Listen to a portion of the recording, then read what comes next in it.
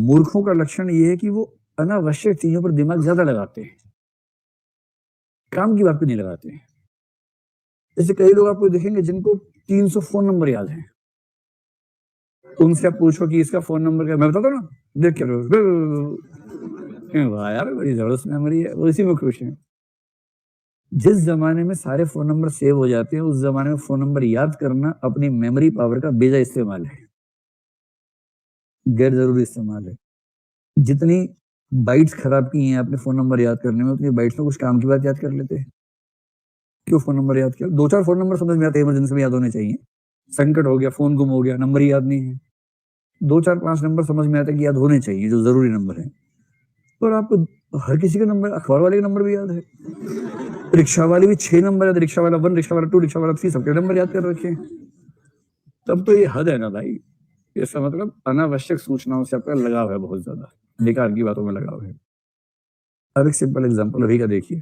जैसे मैं सामने आप सबको देख रहा हूँ, 500 लोग बैठे हैं लगभग, सबका चेहरा अलग, सबका स्टाइल अलग, सबके कपड़ों का रंग अलग, सबकी गर्दन किस कोण पे घूमी है वो अलग अलग है, ठीक है। तो अब मेरी स्थिति क्या है, जो सार्थ एक दार्शनिक है उसने इसका बड़ा अच्छा वर्णन किया है, मतलब वक्ता की स्थिति क्या होती है उसके बारे में। अब मैं जिस तरह से आपको पढ़ा रहा हूँ या कोई भी पढ़ाएगा, आप सबको हमेशा ये लगेगा कि आपको ही देखा जा रहा है ना। ये लगना वक्ता की सफलता है, क्योंकि सच बात है कि वो आप में से किसी को नहीं देख रहा होता, एक को भी नहीं देख रहा। मतलब देख भी रहा तो इस सेंस में कि हाँ बहुत सारे बच्चे बैठे हैं, सेकंड के एक आध हिस्से में, दशमलव वाले हिस्से में किसी एक आध पर नजर जाती होगी, फिर कहीं और, फिर कहीं और, फिर कहीं और, ऐसे होता होगा। स्वाभाविक यही है।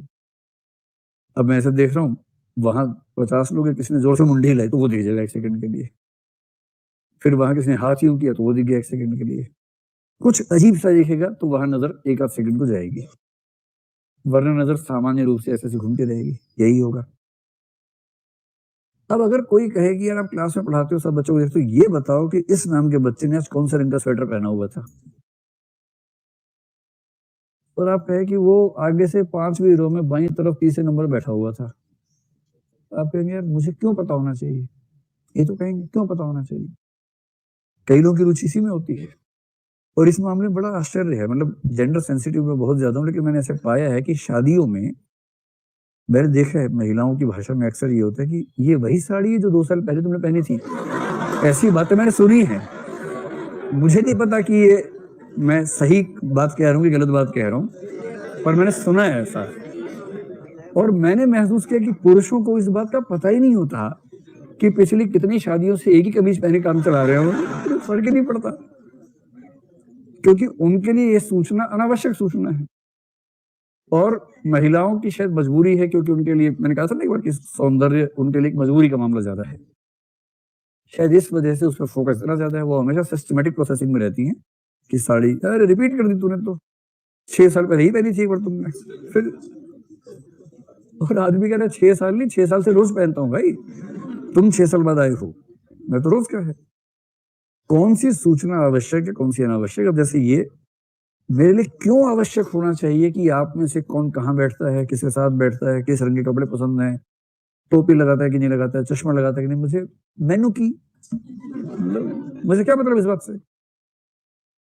लेकिन अगर मैं अपने दिमाग को अभ्यस्त ना कर लूं इस चीज के लिए कि इन चीजों पर ध्यान देना ही नहीं है, तो मेरी बहुत सारी एनर्जी खर्च हो जाएगी उन सूचनाओं को ध्यान से देखने में जो गैर जरूरी है।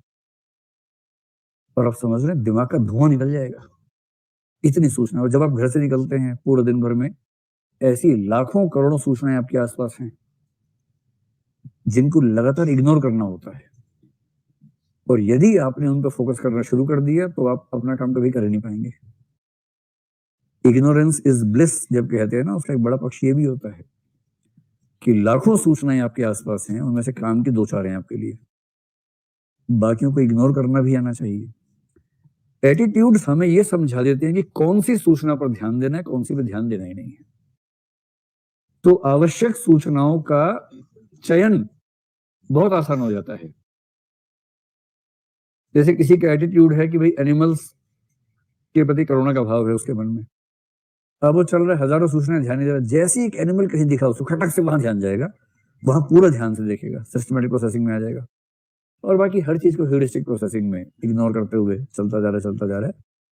इससे बचाव होता है ऊर्जा का, समय का, और दिमाग से क्या नहीं निकलता, धुआं नहीं निकलता है, वरना दिमाग फट जाएगा। इतनी वेस्टेज हो जाती है।